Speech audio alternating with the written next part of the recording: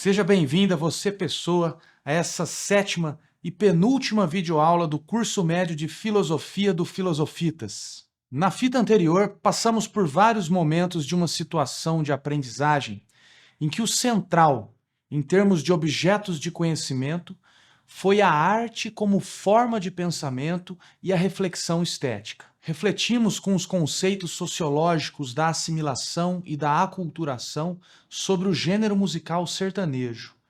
Pensamos com imagens rupestres, surrealistas e modernas. Investigamos aspectos narrativos na canção Lamento Sertanejo e passeamos com poemas de Manuel de Barros e Fernando Pessoa, questionando-nos sobre a verdade, a mentira e como a arte imita a vida e a vida imita a arte. Agora, nessa sétima fita aula, vamos trabalhar uma situação de aprendizagem dividida em 5 momentos, envolvendo como objeto de conhecimento filosófico os conceitos de civilização e barbárie, esclarecimento e obscurantismo, como subsídios para a compreensão das relações de poder. A democracia antiga e a democracia moderna, a cidadania da antiguidade aos dias de hoje. Já o tema trabalhado será as relações de poder e o território. A categoria será modificada pela primeira vez. Não vai ser mais tempo e espaço que vai orientar as tematizações e problematizações das investigações propostas. Agora, essa base categorial é território e fronteira, abrindo nossos olhares para os conflitos geopolíticos. A habilidade a ser fortalecida é a capacidade de comparar os significados de território, fronteiras e vazio espacial, temporal e cultural em diferentes sociedades, contextualizando ou relativizando visões dualistas, como civilização-barbárie, nomadismo-sedentarismo, esclarecimento-obscurantismo, cidade-campo, entre outras. Como situação-problema, continua aquela nossa pergunta: como os meus desejos podem ser compatibilizados com a cidadania?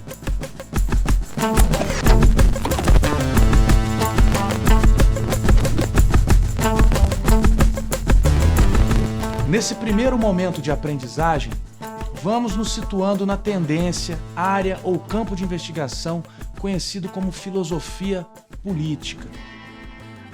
Vamos voltar um pouco na fita aula número 1.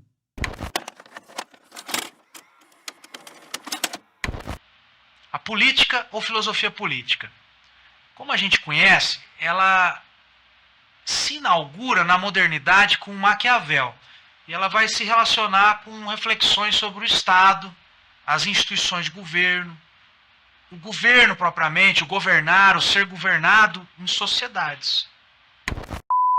Nessa sétima fita aula, a gente vai ampliar e expandir essa definição, inclusive trazendo conteúdos que nos permitam ver a filosofia política já na antiguidade, ainda que naquela época política e ética não fossem coisas tão separadas quanto se tornaram na modernidade. Para começar, a pergunta que te colocamos é a seguinte: o que é democracia? Esse é aquele momento que eu vou dizer para você: pode pausar a fita para buscar informações pela internet, nos livros ou consultar os links que acompanham essa videoaula e participar da discussão no fórum específica sobre essa pergunta. E aí, o que é democracia? Outro lugar muito positivo para se começar uma reflexão é o nosso velho amigo dicionário. Buscando por um na internet, a gente encontrou que democracia é o tipo de governo em que o poder é exercido pelo povo. A gente também viu que é um sistema governamental e político em que os tomadores de decisão são escolhidos através de eleições populares. Por fim, encontramos ser um regime político que se baseia no ideal de liberdade e de soberania popular, onde não há desigualdades ou privilégios entre classes. Um tipo ou forma de governo, de sistema governamental e político ou de regime político. E o que caracterizaria essa forma de governo, sistema ou regime político? 1. O poder é exercido pelo povo. 2. Os tomadores de decisão são escolhidos pelo povo. E 3, ao cultivo dos ideais de liberdade, soberania popular e igualdade entre as classes. O currículo paulista indica que você veja um vídeo da Escola Virtual de Cidadania da Câmara dos Deputados, intitulado O que é Democracia? Você encontra o link nos materiais dessa fita aula. Se quiser, ou mesmo não querendo, passando a querer para fins didáticos, pause o vídeo de novo e dê uma assistida. Se você viu o vídeo, pode ter constatado que ali aparecem, ainda que de uma forma um pouco diferente, as mesmas definições que a gente acabou de colocar aqui, que encontramos no dicionário. Antes de chegar a elas, entretanto, o vídeo começa trazendo a democracia como uma vivência coletiva. Ou seja, ao falarmos e pensarmos em democracia, está subjacente a ideia de que estamos falando de pessoas vivendo coletivamente. Não é possível a democracia de um indivíduo isolado. Democracia é um conceito que remete ao coletivo. E não é possível democracia de uma natureza morta. Democracia é uma vivência. Remete ao que é vivo, se reproduz, se movimenta. Em um coletivo.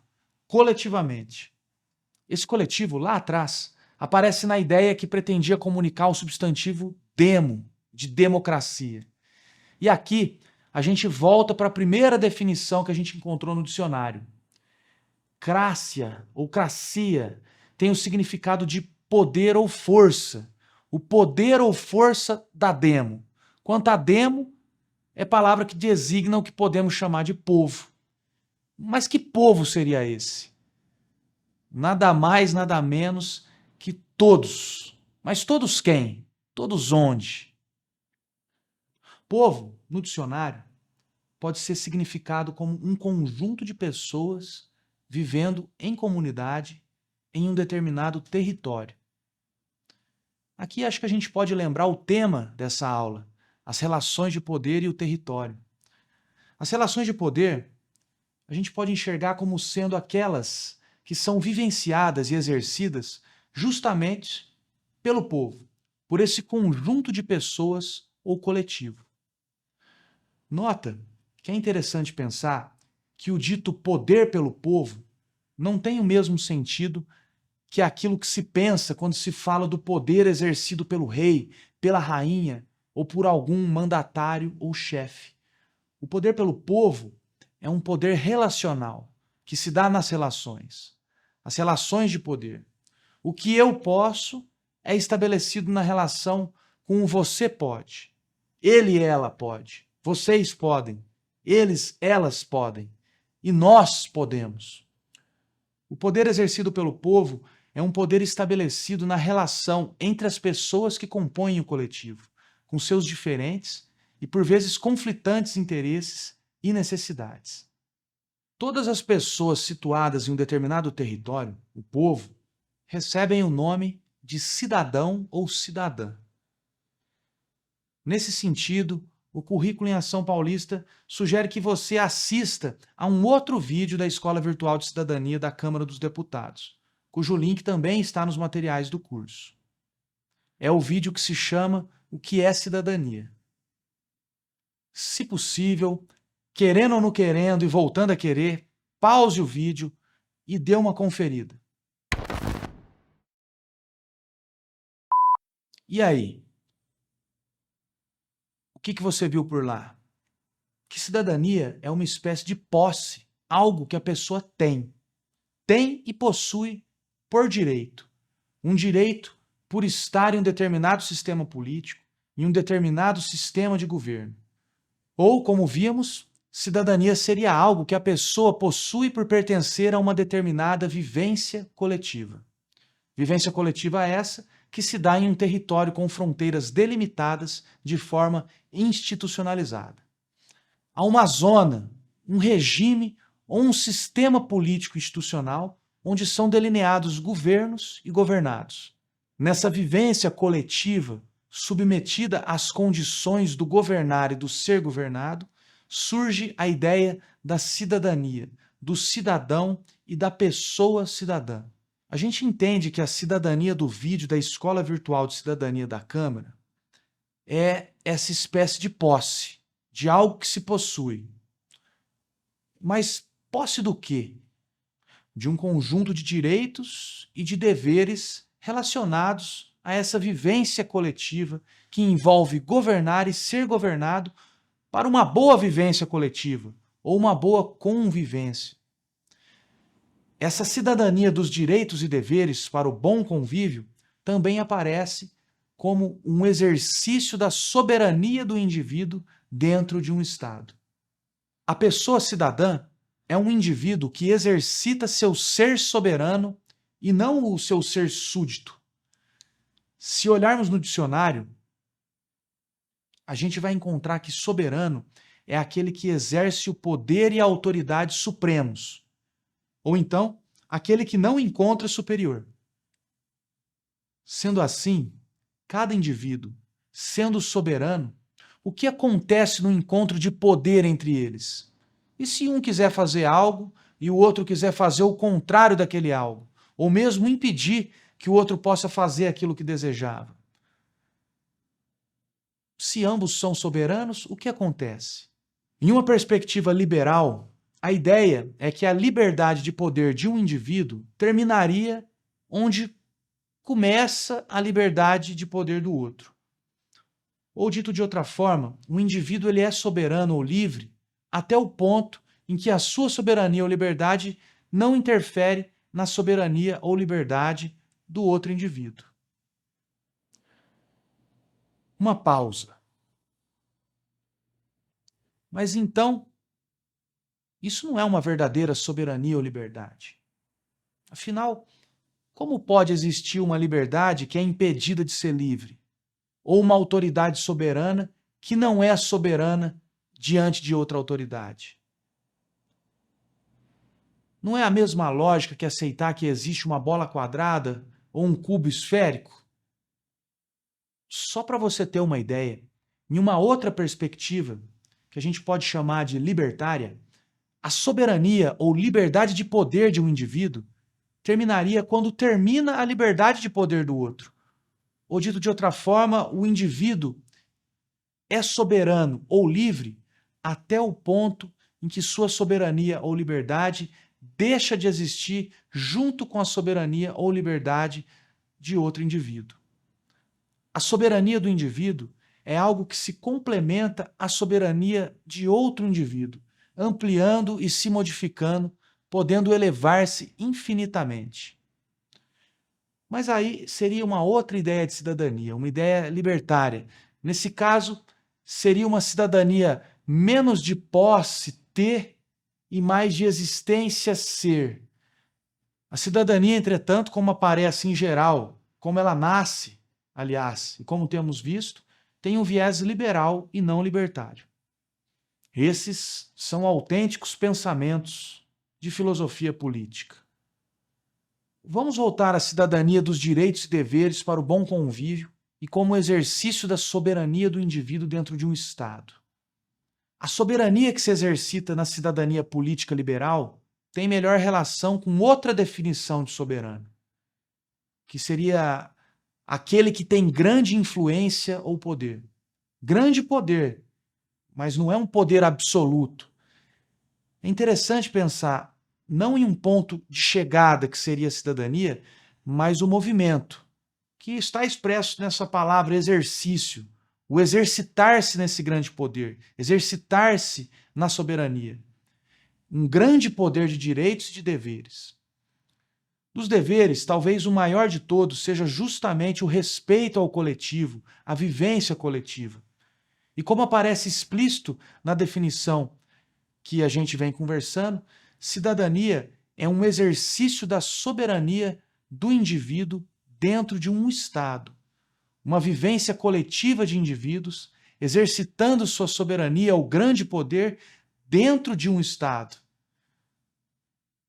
Olhando para o Estado, a gente pode entender um território delimitado por fronteiras políticas e também um conjunto de instituições vinculadas ao governar e administrar a vida coletiva a vida em sociedade. Sobre o conceito de cidadania e a possibilidade de uma distinção entre os fundamentos liberais e os libertários, participe do fórum compartilhando os pensamentos e sentimentos que lhe ocorreram. Vamos voltar agora aos significados de democracia.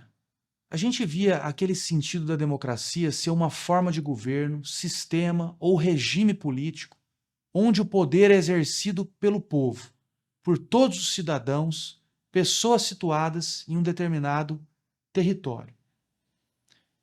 Esse poder dos cidadãos se manifesta como o poder de tomar decisões na coletividade. É a segunda definição que a gente encontrava. A gente encontrou que democracia é o tipo de governo em que o poder é exercido pelo povo. A gente também viu que é um sistema governamental e político em que os tomadores de decisão são escolhidos através de eleições populares. Na verdade, a definição do dicionário apresenta a ideia de democracia representativa. Ou seja, as decisões, elas são tomadas por tomadores de decisão eleitos ou escolhidos em votações. Você já pensou em como seria possível reunir milhões de pessoas toda vez que fosse preciso decidir sobre cada decisão que surgisse, mesmo em um bairro ou uma região de uma cidade? Talvez você já tenha frequentado orçamentos participativos ou outras assembleias democráticas menores, onde não há eleição de representantes. Nesse caso, cada uma das pessoas tem o direito de exprimir, discutir e defender em público suas opiniões sobre aquelas decisões que hão de ser tomadas. Mas esse não pode ser o caso de cidades ou nações inteiras, obviamente. Um trecho do texto Democracia Direta e Indireta, que a gente encontra no site do Brasil Escola, do UOL, explicita algo sobre isso. Vamos ler esse trecho. Na medida em que as sociedades se alargavam numericamente e a organização social se tornava cada vez mais complexa, vemos que o sistema de democracia direta se mostrava inviável. Afinal de contas, como seria possível contabilizar o voto de toda uma população numerosa, na medida em que as questões a serem decididas não poderiam estar sujeitas ao registro do voto de cada um dos indivíduos? É nesse instante que temos a organização da chamada democracia indireta. A democracia indireta, ou representativa, estabelece que a população utilize do voto para a escolha dos representantes políticos mais adequados aos seus interesses. Desse modo, os cidadãos teriam os seus direitos assegurados por vereadores e deputados que se comprometeriam a atender os anseios de seus eleitores. No entanto, observando o desenvolvimento da democracia indireta, vemos que esse compromisso entre os políticos e os cidadãos está sujeito a vários questionamentos. Filosoficamente, podemos perguntar sobre a efetividade dessa representação. Será que os cidadãos são devidamente representados? E sendo bem representados, será que esses interesses estarão a expressar um olhar para a vivência do coletivo? Ou a representação responde a interesses individualistas, que levam em conta mais os direitos do que os deveres do bom convívio? Vamos finalizar esse momento de aprendizagem com a última definição de democracia que aparecia no dicionário. Por fim, encontramos ser um regime político que se baseia no ideal de liberdade e de soberania popular, onde não há desigualdades ou privilégios entre classes. Da ideia de soberania popular, a gente pode voltar naquela ideia do exercício da soberania do indivíduo na vivência coletiva do povo, um composto de todos os cidadãos de um determinado território ou estado. Soberania popular indica um respeito ao coletivo popular, o composto que podemos chamar de povo que habita um determinado lugar. A cidadania, enquanto exercício da soberania individual, aparece naquela ideia do cultivo dos ideais de liberdade e igualdade. Igualdade, ou todos iguais, no sentido de poderem votar e ser votados. E liberdade, ou todos livres, no sentido de haver a permissão do indivíduo ser livre para ser quem se é, expressando a sua voz, seja como for. Como que você enxerga essa igualdade e liberdade políticas? Você acha que elas acontecem de fato? Você imagina outras condições ou definições para o ser livre ou ser igual? Compartilhe na discussão do fórum.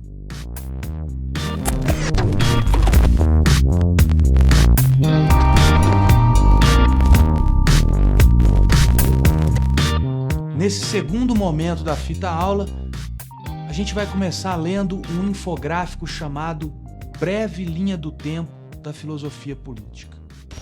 Grécia Antiga.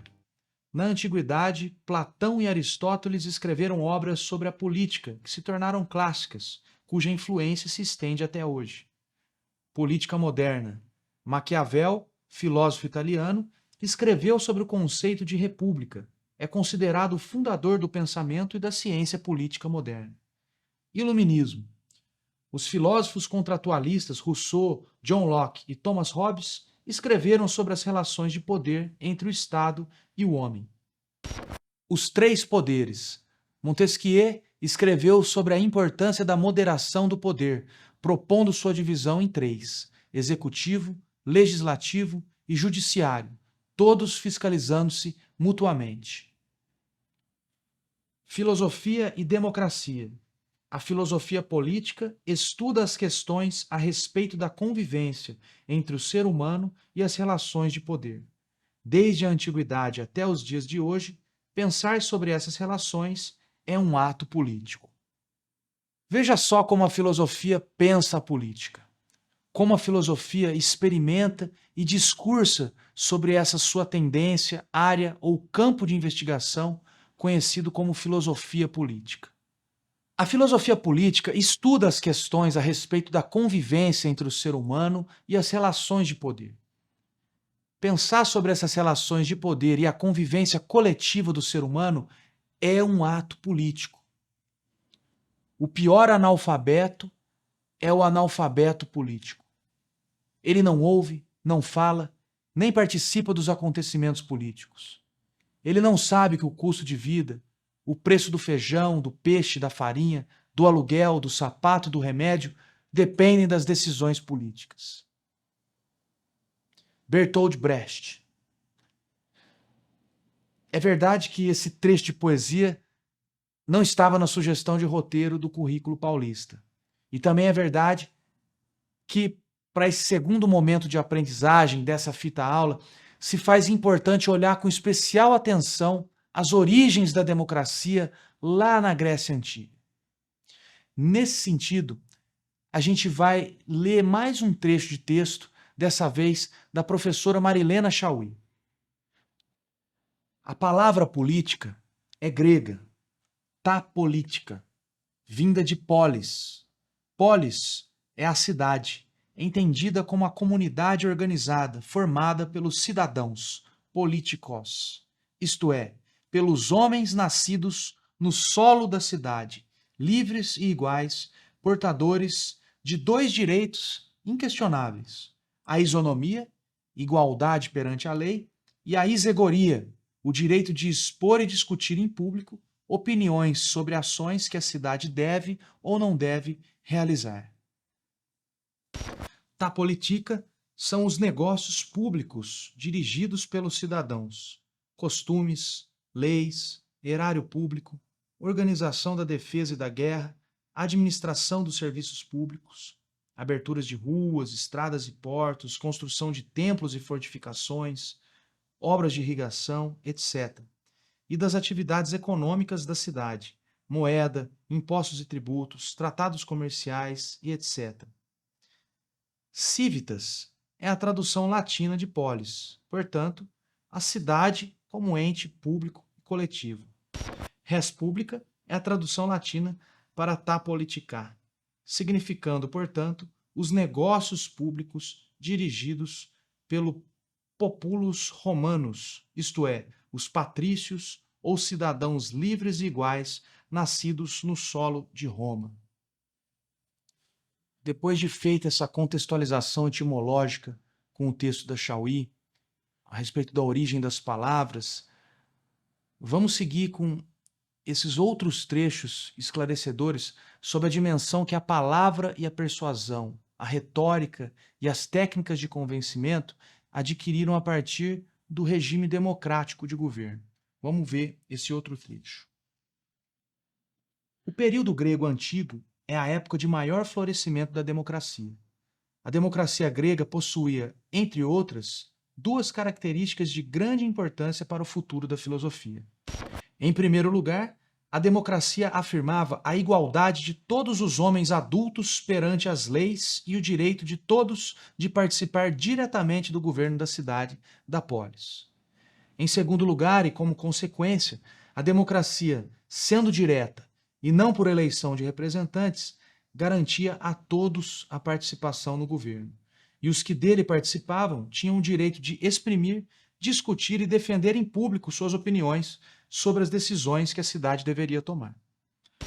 Surgia assim a figura política do cidadão. Ora, para conseguir que a sua opinião fosse aceita nas assembleias, o cidadão precisava saber falar e ser capaz de persuadir. Com isso, uma mudança profunda vai ocorrer na educação grega.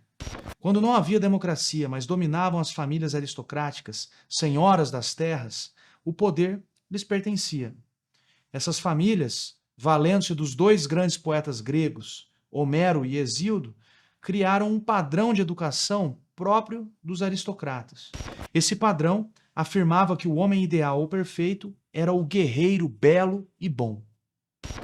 Por belo, entendia-se que era o seu corpo formado pela ginástica, pela dança e pelos jogos de guerra, imitando os heróis da guerra de Troia, Aquiles, Heitor, Ájax, Ulisses. Quanto ao fato de ser bom, o espírito do homem era formado escutando Homero e Hesíodo, aprendendo as virtudes admiradas pelos deuses e praticadas pelos heróis, a principal delas sendo a coragem diante da morte na guerra. A virtude era a areté, excelência e superioridade própria dos melhores, os aristói.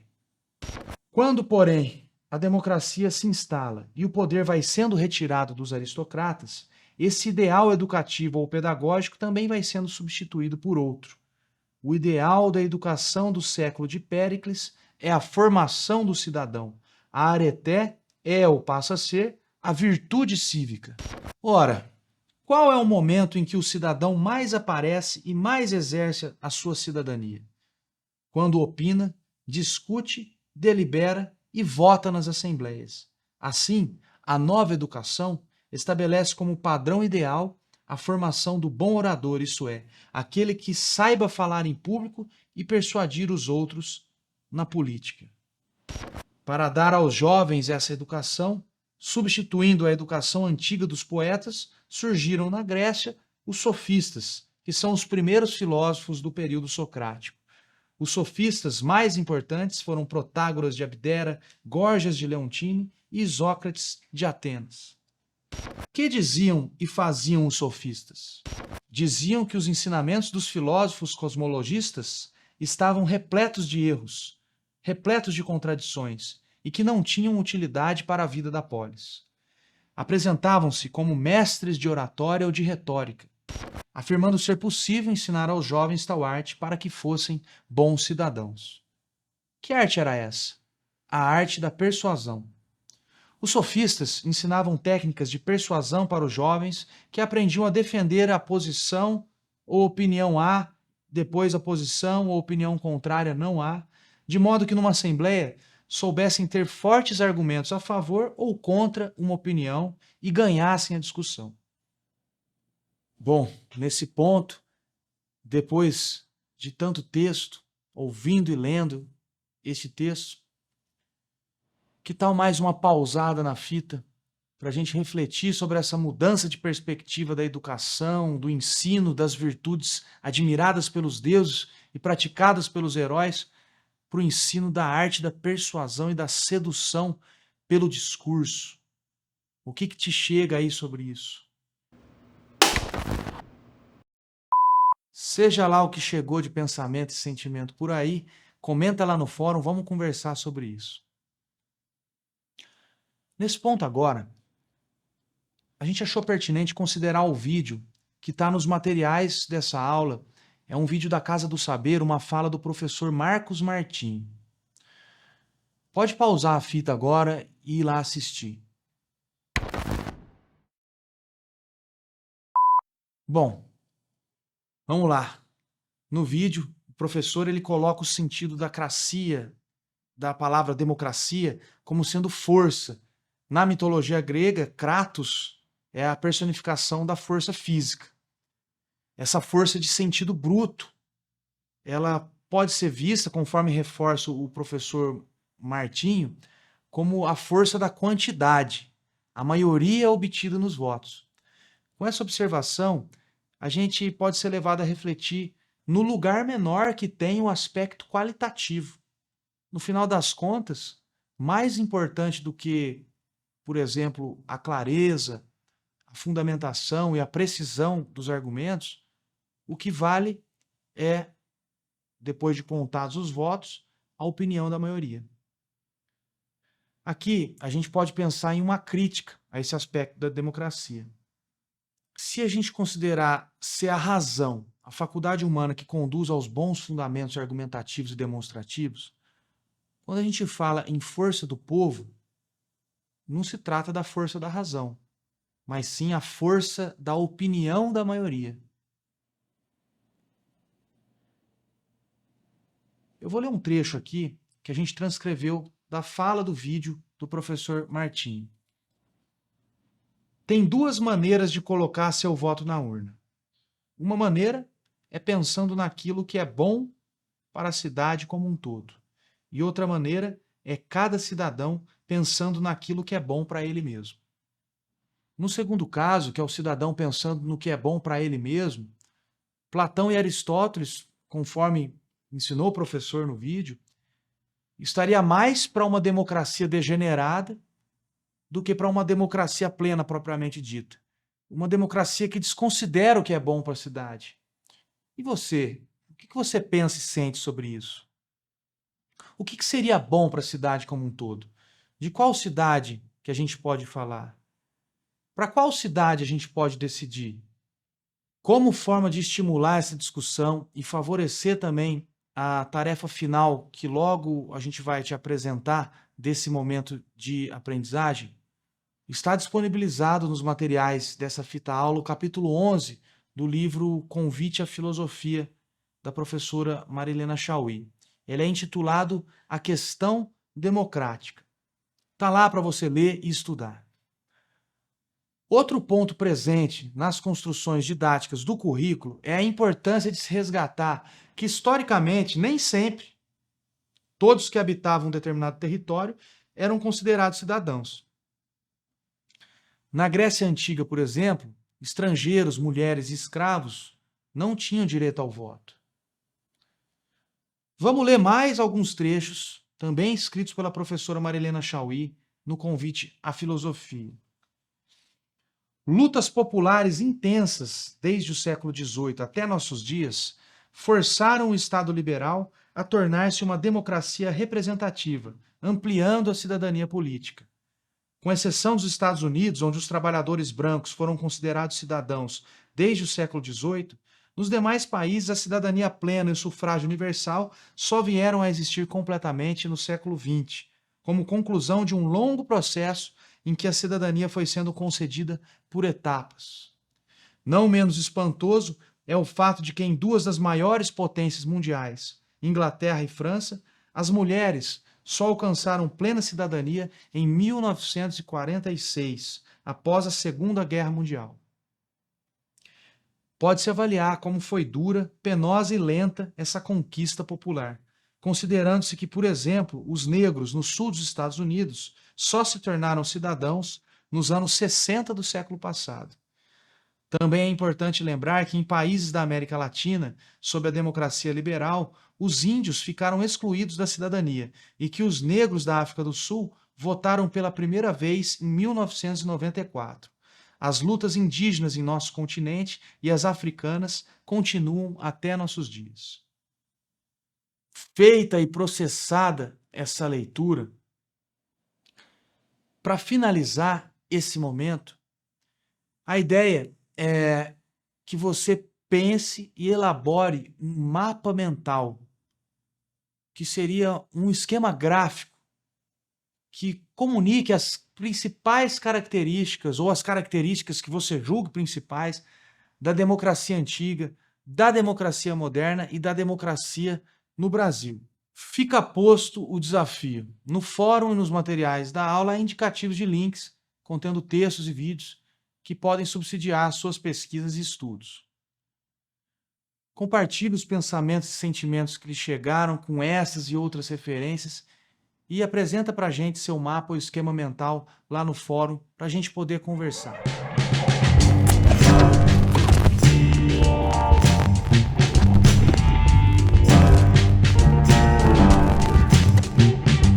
Para início desse terceiro momento agora, a proposta é lermos dois textos. O primeiro é um comentário sobre os capítulos 3 e 4 do escrito Espírito das Leis de Montesquieu. Vamos lá, vamos ler esse primeiro texto aqui. Parece que nas democracias o povo pode fazer o que quer. Contudo, conforme vemos em Montesquieu, na obra O Espírito das Leis, publicada em 1748, a liberdade política não consiste em fazer-se o que se quer. Numa sociedade em que existem leis, a liberdade está em poder fazer o que se deve desejar e a não ser obrigado a fazer o que não se deve querer. A simples condição de um governo democrático ou aristocrático, segundo Montesquieu, não fazem estados mais livres que outros. A liberdade política não se encontra senão nos governos moderados, quando não se abusa do poder. Mas, conforme lembra Montesquieu, todo homem ou grupo que possui poder tende a abusar dele até encontrar limite. Para que não se possa abusar do poder, é preciso outro poder. Interessante. O segundo texto proposto é a conclusão e o sexto artigo de uma Declaração de Direitos escrita em 1791 por Olympe de Gouges. Trata-se da Declaração dos Direitos da Mulher e da Cidadã. Vamos lá. Artigo 6º. A lei deve ser a expressão da vontade geral. Todas as cidadãs e cidadãos devem concorrer pessoalmente ou com seus representantes para a sua formação. Ela deve ser igual para todos. Todas as cidadãs e cidadãos, sendo iguais aos olhos da lei, devem ser igualmente admitidos a todas as dignidades, postos e empregos públicos, segundo as suas capacidades e sem outra distinção a não ser suas virtudes e seus talentos. Conclusão. Mulher, desperta. A força da razão se faz escutar em todo o universo. Reconhece teus direitos. O poderoso império da natureza não está mais envolto de preconceitos, de fanatismos, de superstições e de mentiras. A bandeira da verdade dissipou todas as nuvens da ignorância e da usurpação. O homem escravo multiplicou suas forças e teve necessidade de recorrer às tuas, para romper os seus ferros. Tornando-se livre, tornou-se injusto em relação à sua companheira. E aí? O que você achou? Vamos lá para o fórum, vamos conversar sobre esses textos. Pode rebobinar a fita, pausar e dar uma refletida. Parece ser possível dizer que o tema central de ambos os textos é a cidadania. Ambos foram escritos no século XVIII, século da Revolução Francesa, esse marco histórico da Idade Moderna. Do texto de Montesquieu, a gente pode destacar ali aquela ideia de dever ser, esse problema ético, né? O que é, afinal, aquilo que deve ser desejado? O que é aquilo que somos livres para fazer relacionados ao desejo, mas não ao desejo que eu simplesmente desejo, mas aquilo que eu devo desejar? Como que é isso? Será possível limitar o desejo? Ou será que é possível a gente falar em limitar o que fazer com os nossos desejos? E o que eu faço tem relação com o dever ser em respeito ao coletivo em que eu vivo? Outro ponto interessante de ser levantado sobre o texto é a ideia da possibilidade do abuso do poder e, por isso, a saída das limitações estabelecidas pelos três poderes. Os três poderes. Montesquieu escreveu sobre a importância da moderação do poder, propondo sua divisão em três: executivo, legislativo e judiciário, todos fiscalizando-se mutuamente. É interessante pensar no que Montesquieu via como uma tendência ao abuso de poder até que se encontre um limite. Esse limite acaba sendo aqui um outro poder constituído e institucionalizado. Será que haveriam existências possíveis onde o limite fosse simplesmente uma percepção conectada da necessidade do bem-estar coletivo? Ou que, de repente, o limite fosse a percepção igualmente conectada e empática de um mal-estar do outro que vive conosco no coletivo? Em uma outra perspectiva, que a gente pode chamar de libertária, a soberania ou liberdade de poder de um indivíduo terminaria quando termina a liberdade de poder do outro. Ou, dito de outra forma, o indivíduo é soberano ou livre até o ponto em que sua soberania ou liberdade deixa de existir junto com a soberania ou liberdade de outro indivíduo. A soberania do indivíduo é algo que se complementa à soberania de outro indivíduo, ampliando e se modificando, podendo elevar-se infinitamente. O que você acha, pensa e sente sobre isso? Vamos conversar sobre isso lá no fórum. O segundo texto foi escrito por uma mulher, Olympe de Gouges. Segundo um texto de Luísa Vilameia, encontrado na internet, e que está lá nos materiais dessa videoaula, Olympe comandava um grupo de teatro formado apenas por mulheres. Além de expor as suas ideias nas peças que ela encenava, ela também espalhava essas ideias em panfletos e cartazes que mandava colar nas ruas de Paris. Isso em plena Revolução Francesa. Ela defendia a emancipação das mulheres, a instituição do divórcio e o fim da escravatura. Um desses panfletos espalhados pelas ruas de Paris era justamente a Declaração dos Direitos da Mulher e da Cidadã, que a gente leu aquele artigo 6º e a conclusão. A Olympe, além de ter presenciado os movimentos da Revolução Francesa, ela criticou não apenas o regime absolutista, mas ela também criticou os abusos do novo regime e ela escreveu contra Robespierre, o líder dos jacobinos. Essa ousadia resultou na prisão de Olympe por questionar os valores republicanos.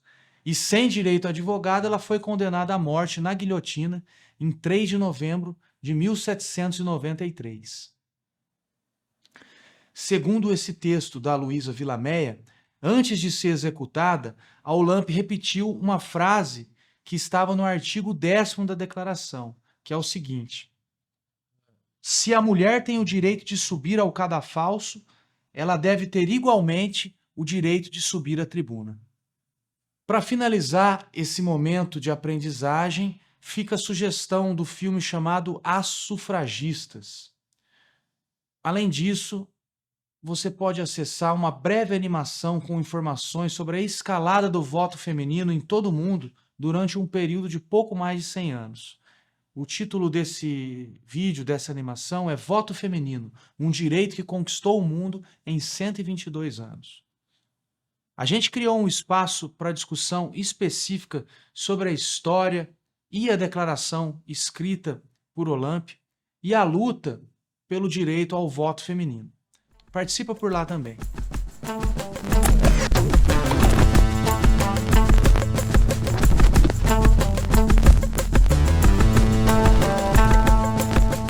Chegamos ao quarto e penúltimo momento dessa fita aula.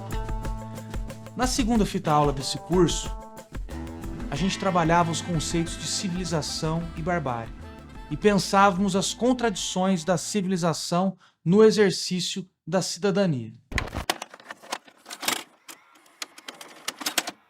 Você já parou para pensar que o civilizado precisa do bárbaro para ter a quem se opor? Já parou? Já pensou? Não pensou? Já parou? E já pensou também que quem pensa diferente de você não é seu inimigo?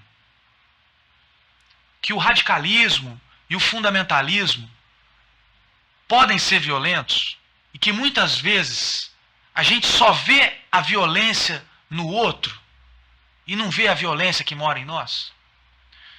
Todas essas questões, elas estão presentes em nosso cotidiano.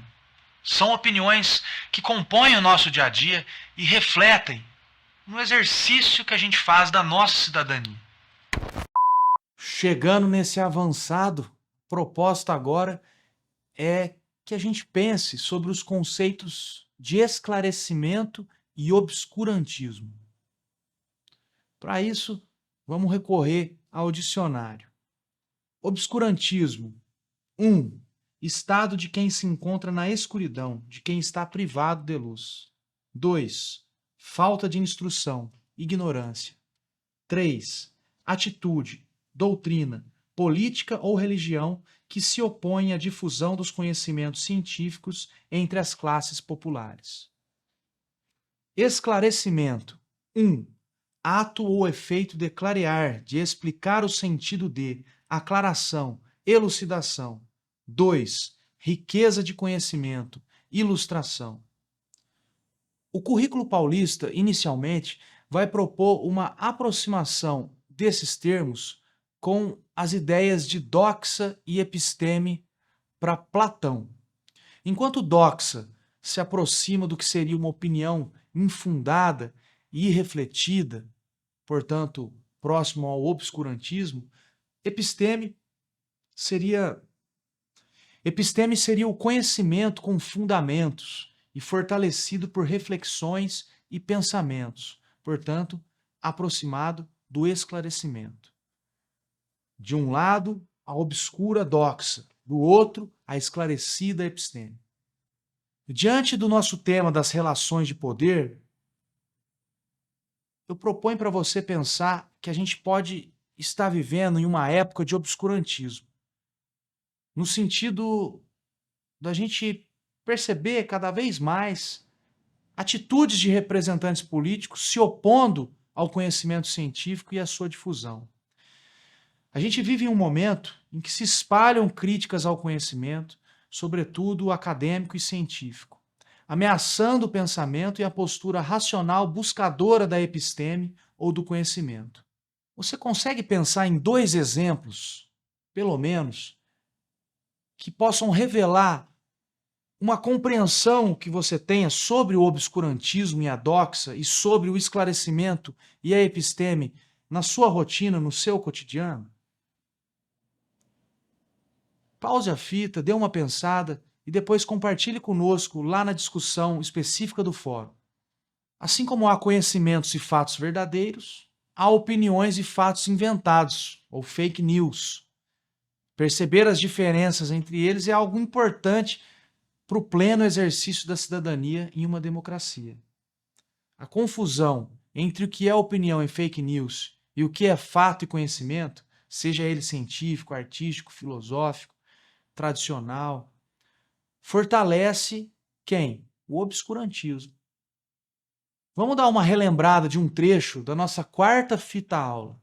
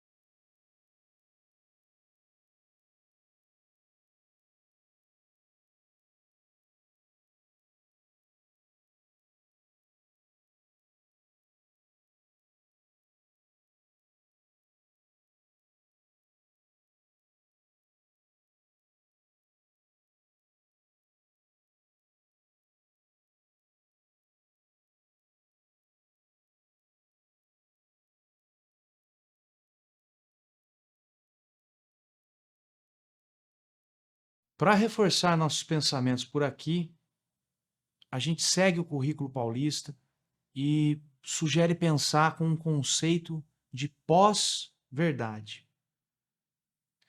Em 2016, a pós-verdade foi eleita a palavra do ano pelo dicionário Oxford.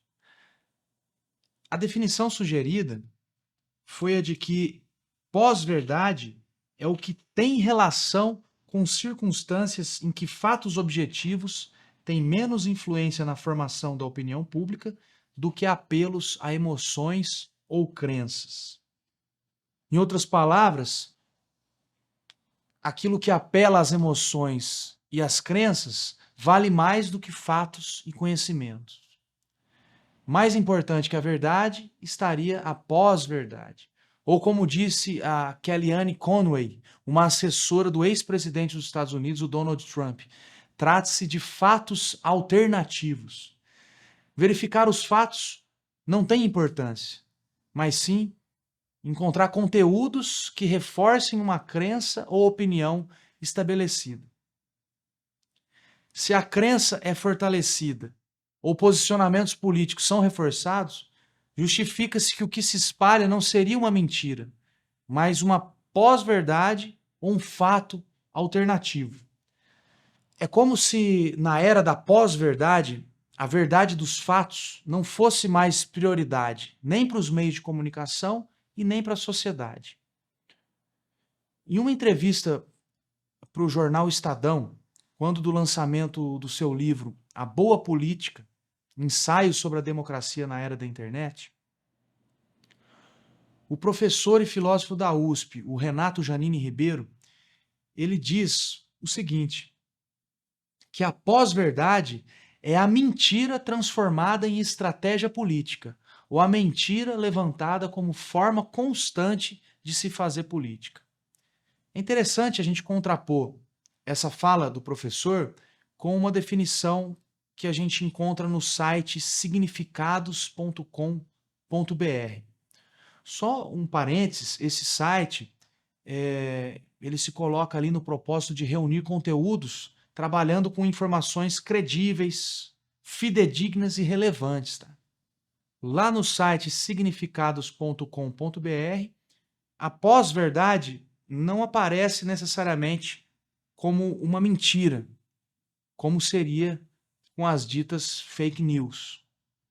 A pós-verdade, ela se caracterizaria mais por ser uma informação não verificada. Ainda que ela possa ser verdadeira, ela é, sobretudo, não verificada. A principal característica desse fenômeno da pós-verdade estaria relacionada à sua aceitação, a aceitação da pós-verdade por ser um reforço de crenças ou prejuízos já estabelecidos. O fato alternativo, ou essa pós-verdade, ela é assumida como legítima não por verificação dos fatos ou por uma investigação que busca o esclarecimento pelo conhecimento. A legitimidade da pós-verdade ela se dá por razões pessoais, preferências políticas, crenças religiosas, bagagem cultural pessoal e etc. A pós-verdade ou verdade alternativa, antes de ser uma mentira, ela é uma informação não verificada, que sempre implica em uma negligência em relação à verdade. Em uma reportagem de Caroline Cunha para o UOL, em 2016, de novo o professor Janine Ribeiro, ele vai dizer algo interessante, que eu vou ler aqui. Essa tendência traz um elemento triste. Ao dizer pós, é como se a verdade tivesse acabado e não importa mais. Essa é a diferença entre pós-verdade e todas as formas de manipulação das informações que tivemos antes. É a ideia de que teríamos deixado um tempo em que nos preocupamos com isso e passamos então a um tempo em que seria avançado relativizar ou mesmo desdenhar a verdade. Se isso realmente for uma nova tendência, é extremamente perigoso para o futuro da sociedade democrática, porque a democracia será apenas um show de entretenimento. Pós-verdade. Verdade alternativa. Pós-verdade O pós, não no sentido de uma transgressão ou transcendência da verdade. Pós-verdade como a verdade podendo ser flexível, a ponto de não importar suas relações com os fatos objetivos, mas sim as suas relações com valores, emoções e prejuízos subjetivos de um grupo ou de um indivíduo. O Silvio Genesini, ele tem um artigo publicado em 2018 na revista USP, chamado A Pós-Verdade é uma Fake News, ou A Pós-Verdade é uma Notícia Falsa. Esse texto está nos materiais dessa aula para que vocês possam acessar. Ali, a filósofa Hannah Arendt é mencionada, relacionando seus apontamentos para dizer que não haveria nenhuma novidade na pós-verdade.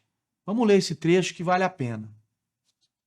Desde o famoso ensaio Verdade Política, publicado pela filósofa política Hannah Arendt na revista New Yorker em fevereiro de 1967, estabeleceu-se o reconhecimento de que há uma parcela significativa da verdade que é baseada em fatos e pode ser comprovada e certificada experimentalmente. Arendt acusou os políticos, já naquela época, de estarem transformando fatos em opiniões e que essa distinção era essencial para a democracia. Defendeu também que a mídia tivesse um papel crucial e independente em apurar, verificar e constatar a verdade factual para não deixar que os políticos fizessem uso dela como bem entendessem. Pois é, essa é exatamente a batalha que está sendo perdida com as fake news. Os políticos, em especial uma gama que chamamos de populistas, estão distorcendo ao seu bel prazer as tais verdades factuais para defenderem causas que são, em geral, demagógicas e retrógradas. Finaliza então o Silvio Genesini. Não há nenhuma novidade na tentativa de falsificação política através da distorção de fatos e informações. O novo é que estamos em uma nova era, turbinada pela internet e pelas redes sociais, em que o crescimento é viral e o efeito exponencialmente explosivo. O Instagram, Facebook, Google, Twitter, WhatsApp e agora o ChatGPT estão imersos em um fluxo excessivamente alto de produção e troca de informações, tornando difícil distinguir o que seja o verdadeiro do falso. Tudo isso tem se mostrado como sendo a grande novidade e não a tentativa de contar mentiras ou falsificar informações que sempre teria existido na história do mundo. Para terminar essa reflexão sobre a pós-verdade, sobre as verdades alternativas, vamos pegar o trechinho de um outro texto, dessa vez do físico e livre-docente da USP, o professor Marcos Barbosa de Oliveira, que também está lá no material dessa fita aula. Ele nos fala de um processo que, mesmo anterior ao surgimento da pós-verdade, ele já pode ser aplicado a essa ideia, também semelhante ao que foi dito a respeito das falas da Hannah Arendt. Vamos ler aqui. Trata-se do processo mais relevante no presente contexto, que consiste na perda de credibilidade de itens bem estabelecidos do conhecimento científico aos olhos da população. Os casos mais importantes são o do aquecimento global, ou mudanças climáticas, ou colapso climático, cuja existência ou caráter antropogênico são contestados pelos negacionistas do clima. O da teoria da evolução, posta em dúvida pelos adeptos do criacionismo ou do design inteligente, e o caso das vacinas, supostamente causadoras de autismo em crianças. Isso sem falar dos adeptos da teoria da Terra plana, cujo número vem crescendo assustadoramente. Outro tipo de manifestação de perda de credibilidade da ciência é a proliferação de teorias conspiratórias e lendas urbanas, envolvendo total desrespeito pelas evidências. Diante das pós-verdades, das verdades alternativas e relativas às emoções, prejuízos, pessoas, das fake news, das mentiras, das negligências da verdade, diante de tanto obscurantismo, Como que ficam as decisões políticas acerca de problemas que colocam o futuro da humanidade em jogo? Como, por exemplo, as decisões diante de situações pandêmicas, diante de pandemias, diante de questões da sustentabilidade do planeta, da vida no planeta, como os colapsos energéticos, os colapsos climáticos. Como que fica a nossa democracia e a nossa cidadania em meio a tudo isso? O que você acha, pensa e sente? Divide com a gente lá no fórum de discussões.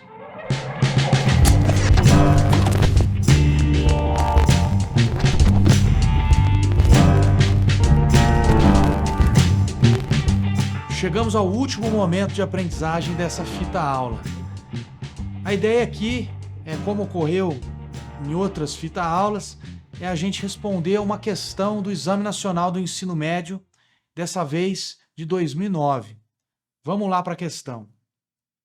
Segundo Aristóteles, na cidade com o melhor conjunto de normas e naquela dotada de homens absolutamente justos, os cidadãos não devem viver uma vida de trabalho trivial ou de negócios.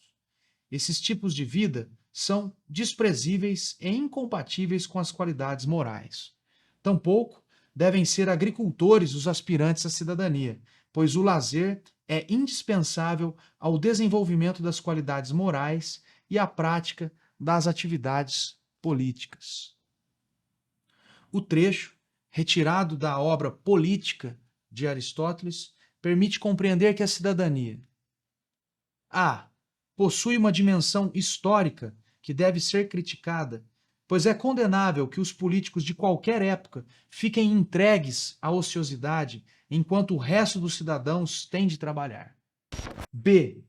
A cidadania era entendida como uma dignidade própria dos grupos sociais superiores, fruto de uma concepção política profundamente hierarquizada da sociedade. C. A cidadania estava vinculada na Grécia Antiga a uma percepção política democrática que levava todos os habitantes da polis a participarem da vida cívica. D. A cidadania tinha profundas conexões com a justiça, razão pela qual o tempo livre dos cidadãos deveria ser dedicado às atividades vinculadas aos tribunais. E. A cidadania vivida pelos atenienses era, de fato, restrita àqueles que se dedicavam à política e que tinham tempo para resolver os problemas da cidade. Pause a fita e responda com calma. A resposta correta é a alternativa B. A cidadania na Grécia Antiga estava restrita a grupos sociais tidos como superiores. Havia uma concepção política hierarquizada da sociedade.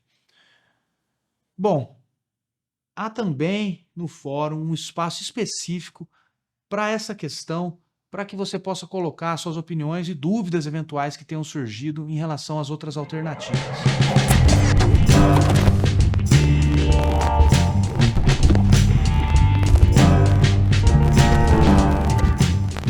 Finalmente chegamos ao final dessa nossa 7ª fita aula. É hora de voltar à pergunta, situação, problema desse nosso curso médio de filosofia. Como os meus desejos podem ser compatibilizados com a cidadania? Como os seus desejos podem ser compatibilizados com a cidadania? Você pensou, nós pensamos sobre a democracia e a cidadania em diferentes tempos e lugares, e sobre as implicações do obscurantismo na democracia e na cidadania. A gente também teve contato com uma nova categoria nesse curso médio, que é a categoria território e fronteira. Ainda que a gente pense a partir de nossa realidade, a gente não pode esquecer que essa realidade é diferente de outras realidades em diferentes geografias e delimitações políticas. Democracia e cidadania dialogam o tempo todo com as relações de poder. Em diferentes territórios, temos variados tipos de democracia e cidadania acontecendo.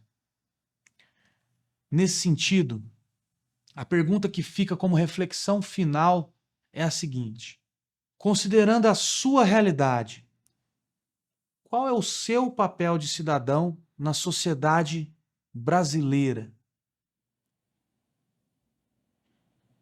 Espero a sua interação lá no fórum. Um abraço e até a próxima fita aula.